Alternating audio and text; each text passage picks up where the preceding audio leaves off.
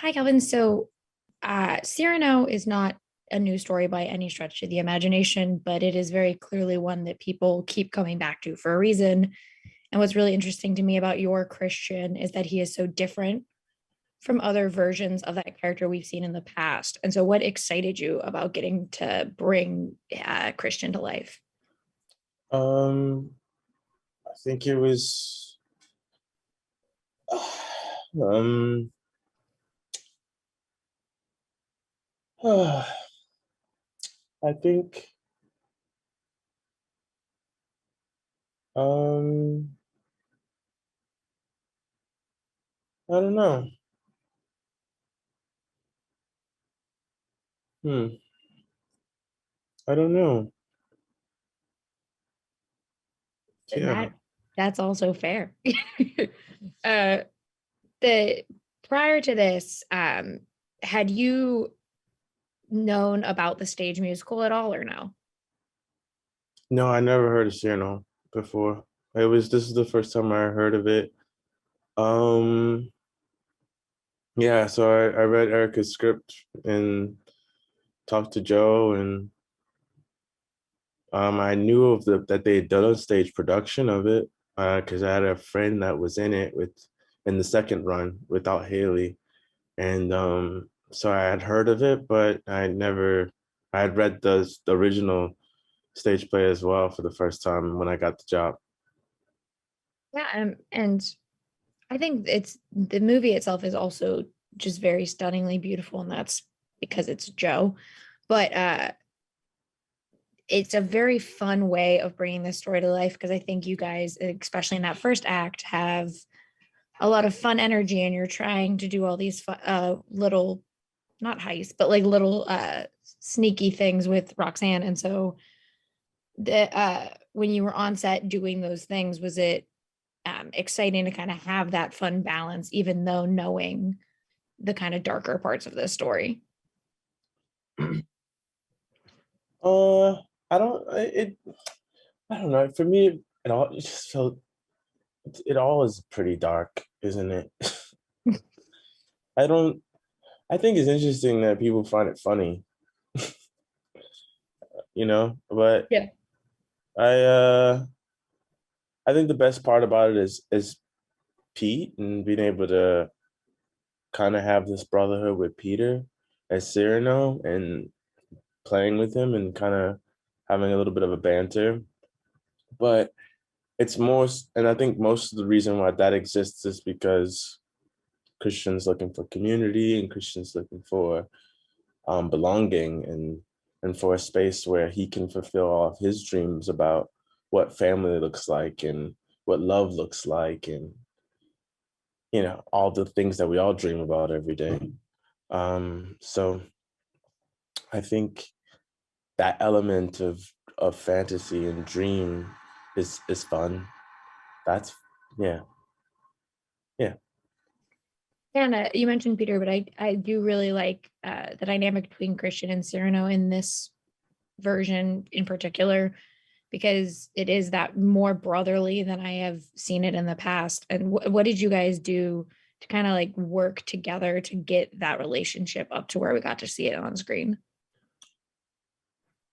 Well, Pete and I both knew had a mutual friend prior to the movie, so when I got the job, he texted my buddy, and my buddy texted me, and he was like, "Pete wants to get your number," and I was like, "Yeah, I'll give it to him." And he sent Pete my number. Pete started spamming my phone, which is really ridiculous text messages, and selfies, and that's how it all started. Now And you're it just like, yeah, me and continues Peter to this Dinklage. day. The other night they were caroling outside my door. So, Perfect. Um, the With this movie, I don't know how spoilers work with something like Cyrano, but like the ending of this movie hits in a way that like I, even knowing it, was not prepared for how emotional I felt by the end. And especially with like Christian's the end of Christian's story. And so when when you as an actor are going into something like that, how do you both emotionally prepare yourself while also understanding like that is what is going to essentially destroy the audience when they're watching a movie like this? Yeah, I guess we don't think about it. We're selfish in that way. We just kind of go, oh, this is what's happening. I think though, you when you really invest into a character, that was towards the end of the shoot as well. And when you really invest in a character, you you kind of escape into the moment. You start to believe in these stories and believe in these relationships between you know Christian and Cyrano and Christian's love for Roxanne.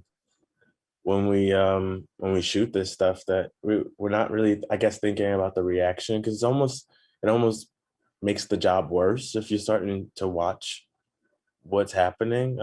You just play it the way you feel it, and hope, and you hope that, and some, like, people always ask me, oh, did you intentionally make Christian funny? Christian's usually funny. And I was like, oh, listen, I never thought Christian was that funny. I just thought Christian was just a guy that really wanted the girl to love him. And I was like, I thought that was really sweet. And if we laugh at that guy because he's making more funny faces, or he's awkward, or he's doing the wrong thing, then I get it. I get how that's funny, but that guy doesn't think he's funny. That guy's Yeah. just he's just trying to win the girl over. So I think in all the situations, it's nice that that's nice that people react to it, but because it's human interactions happening on camera, and that's pretty cool. Yeah, and it's a fascinating way of looking at it because I used to get angry about Shakespeare characters that people were like, they're funny. I'm like, no, they're not. Like, that is a sad thing that they are going through, but Mhm. we're laughing. Right. But what I like really like about this script is I used to, with this play in particular, hated that it was two men basically tricking a woman into falling in love. But the movie makes it her have her own agency, and that is helped by both Christian and Cyrano sort of realizing at times like we shouldn't be doing this, even though they're in the midst of it. And was that something you guys all got to work on, or was that just built into Erica's script from the jump? I think that was built into Eric's script from the jump. I mean, she's brilliant, and so when they did the stage production, I think they had already mapped out some of the nuances that will be there. I think um, from our participation in it, it was just doubling down on some of those beats and making sure that they really resonated and rang in the movie. I don't think Christian, and also a lot of it has to do with our interpretations of the character, because you can still play some of these things with a little bit more. I could have played him with a little bit more of a Gaston type FIFA fulfillment. You know what I mean? I'm here to get the girl, and Yeah. da da da da. I don't care. But I think also that also, once again, it's embedded in Erica's script to be sensitive and to be thoughtful and to be considerate of her, of Roxanne, and the woman that they say they love.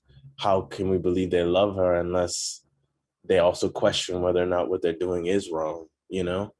um that's kind of the flaw in human beings, is to still do something and know it might be wrong, but at the same time, I also think it had a lot to do with Haley as well, and making the choice as well to be more present in how she received their courting, and who was doing what and when they were doing it, and how much she wanted to realize or recognize in their storytelling of Christian writing love letters to her. Yeah, and I love your portrayal of Christian because he has this like innocence charm to him throughout the beginning of this movie, and then obviously like as he sees war it shifts, and like that's kind of what makes him into like the man questioning what they're doing and everything. But like obviously you came at it as like a man who very clearly is someone in love.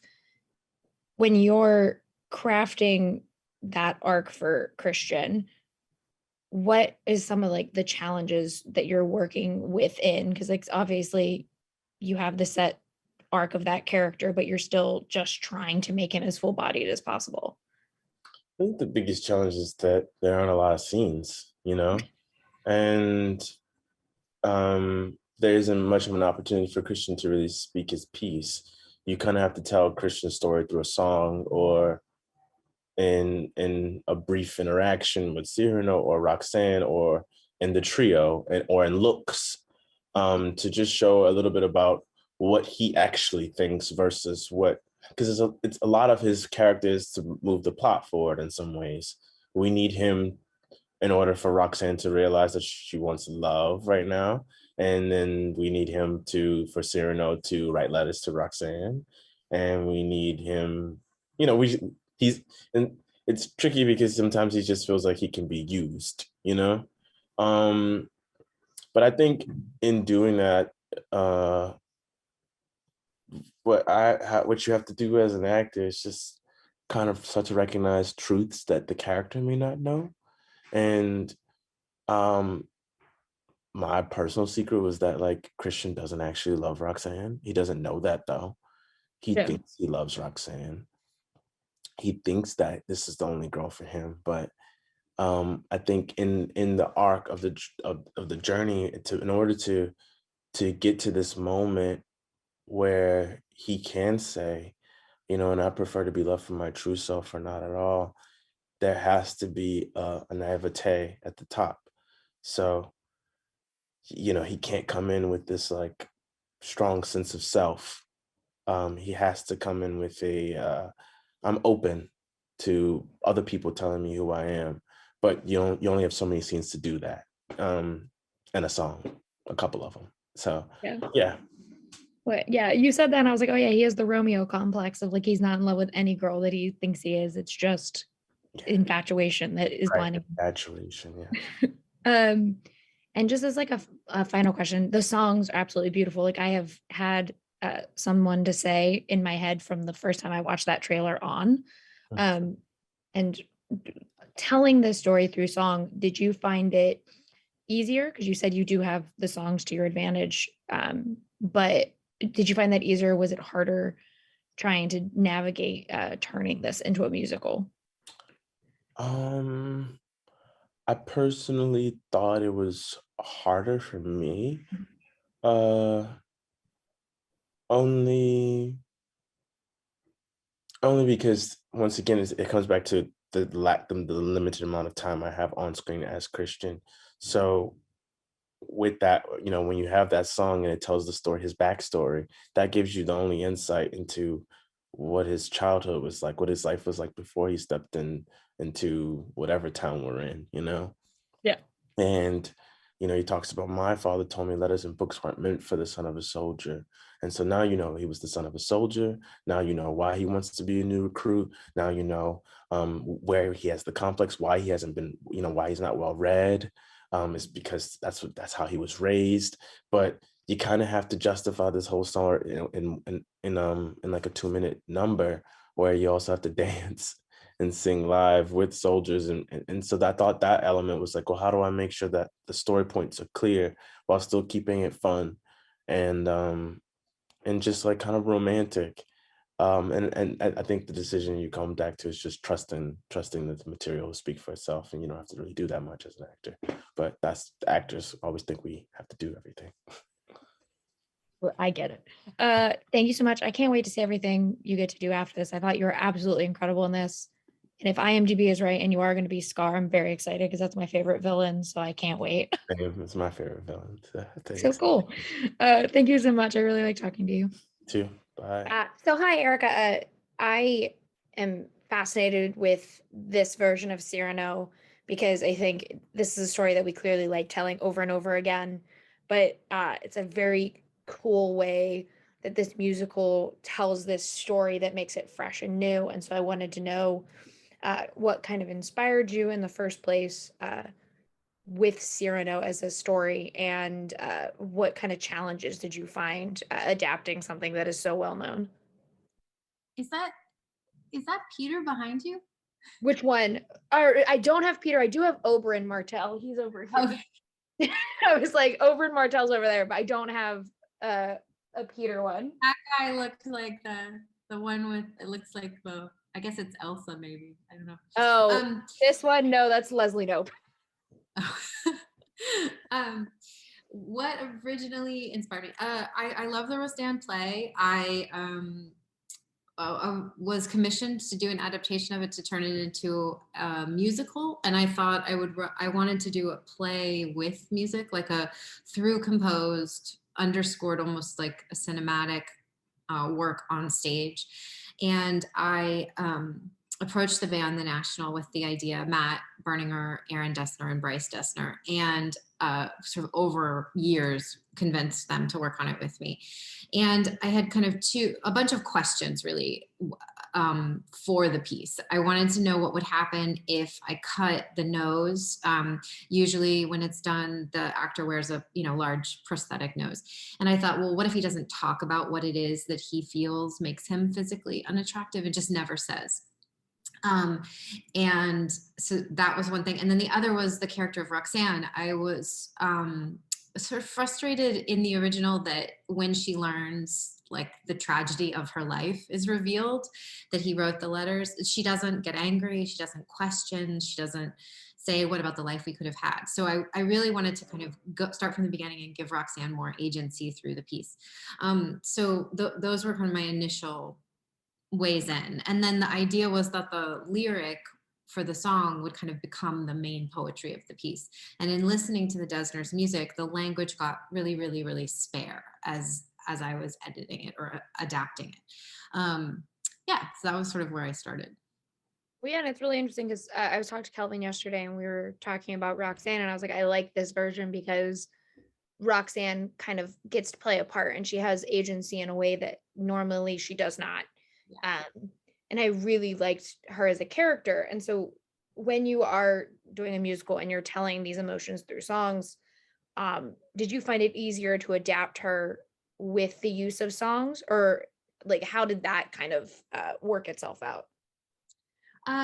Well, I guess I really started with the bakery scene, and I cut the play down to 10 actors, and I really focused on the love triangle. And when I was adapting the bakery scene, I just started moving further and further and further away from the Rostand, and it was really fun. And then with the end, I did the same. I kind of allowed it to move away from the Rostand, and then those kind of conversations and changes to her character became part of the conversation with Matt and Corinne as they were writing the lyrics. And actually the song I Need More came out of after having done the first workshop at the Goodspeed with Haley. We did it again in New York. It was like, what if she, expressed what it is that she wants that she isn't getting? Because I always feel when you see the original, he says, I love you, and she says, can't you do better?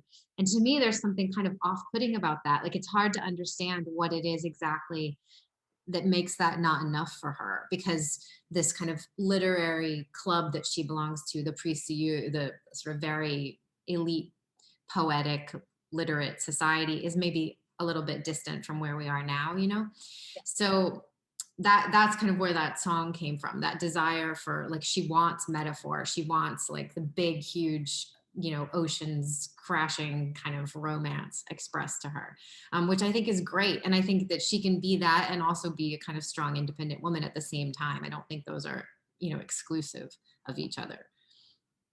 Yeah. And it's very interesting to me because, like, before I went into the movie, my friends had seen the New York show and they were like, oh, this is, my dad was sick and they're like, this is gonna really hit you. And I'm like, why? I know the story of Cyrano. Why is that going to happen? And then watching the movie, just like sobbed when we got to the end of the movie, when they're in war and there's that scene with, like, I'm a big Once fan, so I saw Glenn Hansard and was like, that's Glenn Hansard, and then just like proceeded to like, oh my God, I know. He's so amazing. Well, it's so good, and it was just like one of those things where I was just like, that's Glenn, what is going on? And then just like the one line that really gets me is, my father wasn't a God's most perfect man, but I loved him anyway. Yeah. I think within the context of the show, that scene in particular is so fascinating because it shows all these different characters that we don't know anything about, but we still have these now emotional connections to them. And so you said you cut it down to 10 characters. Was having moments like that where you get to have these brief like instances of emotion for characters we know that we don't even really know their names, uh important to the story and like what you were trying to convey through Cyrano? Oh yeah, absolutely. I mean, the basic idea is that it's universal, and to me, the obviously it's universal in the original. It's lasted this long, but I think there's something about that desire for love and that fear that we're unlovable that it kind of is laid bare when there's no fake nose and there's no talking about the nose. And the character that Glenn plays in the movie, that actor in the play also played the actor in the beginning, you know, the one who's like the, yeah, and then also played a soldier in the war, and he in each act a baker, you know, you would see that person kind of incarnate in all different moments through the play. And then when he sings in the fourth act, it's kind of like you sort of have a familiarity with him. But I think what the song does is we looked at what Matt and I did was look at the history of um, songs that soldiers sing in war, and there's a kind of tradition of improvisation, you know, to try to, like, everyone knows the chorus, but then you would, like, for fun, to make people laugh or to make people cry. And so Matt took that idea and then wrote that song. And I think, I mean, as you already touched on, it's the idea that they're all writing to the person they love, just as Cyrano and Christian are, to me really like brings it closer to what you feel watching it, like how you feel, you know. Yeah, How well, for sure. And I think the music helps because I'm a big fan of the National. So like I remember watching this trailer for the first time and hearing someone to say, and then just listening to that on repeat. Like I had the YouTube saved because it wasn't out yet, so I would just listen to it on YouTube. But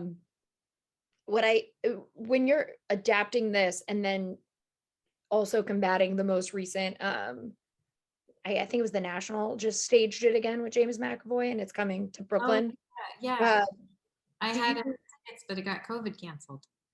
yeah, well, it's coming here now, so I'm like, I'm gonna try. But do you worry about, like, because you did the play and now, or the musical, and now you're doing the movie, do you worry about the comparisons, or is that more like you are focused on your version of Cyrano and your story and not Well, thinking of others? I mean, I direct plays. That's what I normally do. And Yeah, I saw your the one with Taylor Schilling years ago. the Month in the Country. Yeah. Oh yeah. So and you know, usually when you do classics, there's like you know, such a history of Yeah. people having done them before, and there's always a million comparisons. And I kind of think that those plays, they're going to outlive any version that I do. So I don't really worry so much about you know, what's come before or what will come after. I just try to make the thing the best thing that, you know, I can in the moment that I'm working on it. You know, I was really nervous about the film because there's so many really beautiful films of it, and it's just, this is like a very specific like take on it. I mean, I worked with Peter Hall. I don't know if you know who he is. He founded the RSC and the National. He was like a great British. He was a sir, you know, a knight. And he said, "You're not doing the play. You're doing an essay on the play." And somehow that makes me feel relieved in a way. You know, it's really just like the thoughts that I have in that moment on that script. It's not the script itself. And the movie, I think, is really Joe's essay on the Rostand play, and my take, you know, in his essay on my take on the Rostand play. It's like a hat on a hat. How how the difference between, I just keep saying how the difference between the two, the from stage to screen, what do you find like with the difficulties of going from doing plays for so long into doing movie adaptations? Well, this was my first screenplay. Yeah. So I'm not qualified to speak to that, but in this, Joe was very clear. He's you know, really detail oriented, really hands on. And he was very clear that he wanted to keep the intimacy of what I had done, especially in the last act in the convent. And then he wanted me to return to the Rostand in the kind of huge scale of the opening in the theater. I didn't do any of that. And he wanted the Baroque setting, and those, you know, that kind of natto, the location, that kind of physical beauty was all him. So I feel like in terms of the adaptation, it was sort of like working within the parameters I was given, or the confines I was given, and trying to figure out how to channel what I had done that he liked into something that he was going to make. So, I mean, Joan Didion said that screenplays are really just notes for the director. And I kind of, in this specific case, I relate to that, that view. Yeah, well, because it's interesting, because like I studied theater, and so when you think of how like you approach a theater script versus like this kind of stuff, it is very much like two different mediums, and so it's always interesting to see how the transition. Yeah, the screenplay, the form is so different, you know, Yeah. and then like the way that dialogue functions is so different, and what you need to convey visually to, like, for example, with the songs, they were completely different, because the way that the national rights, they're like windows into the soul of the character, or they're really like full stops to the action, and kind of you sit in the heart and soul of these characters, which I think is so beautiful. And in the film, we're able to continue the narrative. Like, you're able to process so much visual information at the same time that you're sitting with the character's thoughts, sort of like music video. But I think it's really beautiful, and more successful than it was on stage, because you know they're not dance numbers, and that I couldn't like interweave the dialogue in the same way, because it would have interrupted the song. So they were more still and kind of reflective on stage, in a way that I think if people were expecting a traditional musical, they kind of didn't get, which really wasn't what we were ever setting out to do. But it's hard when you're trying to make something that people don't have an expectation of, especially when they walk in thinking it's the classic play, you know. So I feel like in that way, the movie is much more free, and it felt really free to write it. What was happening in the songs, that was really fun. Well, now that you've done Cyrano, is there like other classical works that you really kind of want to take a look at, or as you said, like write your version, like your essay on My that essay. kind of work? For film, I don't know, but I'm doing Hamlet on stage. I'm really excited about that. Oh my God, I'm excited. Yeah, I'm really excited to do that. And I'm doing the Tennessee Williams Orpheus Descending in Brooklyn. So I'm excited about that. Yeah. Oh, yeah. Well, I like to always sort of end on this question with something like Cyrano that we all kind of know. What do you hope that audiences get to take away from this adaptation in particular? Well, you know, normally at this question, we sort of all talk about love, but I feel like that it's, to me, the play, it's actually kind of bleak. Like, it's a little bit like, if you don't accept who you are and tell the person you love them that you love them, you're going to miss out on life, you know. And I hope that people are, you know, transported by the beauty of the film, and it's kind of escapism, and it's fun, and you know, it's lush, and Joe's made a really beautiful visual world. But I think I would like people to reconsider the prejudices or opinions or judgments they have when they look at people who are different. Like, just the assumption that people make that the nose is a stand-in for Peter's size. To me, that was never a part of it at all. And the things that make him right for the role are really about, you know, his character and in his performance. So I would like to imagine that when people see it, they sort of, you know, have less judgment, and are more open about themselves as well as other people. That's fascinating to me because one of my favorite things about Cyrano is, I've always been like, Cyrano's hot. It's just Cyrano himself does not see him that way. And so it's like fascinating to me whenever someone is like, oh, it's the nose. I'm like, no, okay, think of the people who have played Cyrano. It's never that. Right. It's just the internalization of like society and how they view people. Exactly. Because McAvoy is doing it without a nose, but he still talks about the nose, I think, which is sort of he doesn't change anything. I don't think anything has changed in it, but he doesn't have the nose. But it's the same thing as like for me personally as like a theater nerd. Whenever someone says Seymour's in Little Shop aren't hot, I'm like, they are. Yeah. He does not see himself that like it's like right. Character thinks they're not. Right. It's get out of your own way. Don't lie, and don't lie to other people. That kind of, I think they really, Roxanne and Cyrano really believe that the beautiful dream, the beautiful illusion is better than truth. I think she allows herself to believe that. And I think that's really dangerous. Yeah, I can't wait for everyone to get to see this. It was one of the ones I was most excited about and sat and sobbed and screamed by myself. Thank you so much. This was great talking to you. Great talking to you. Bye. Bye. Thanks so much, Rachel.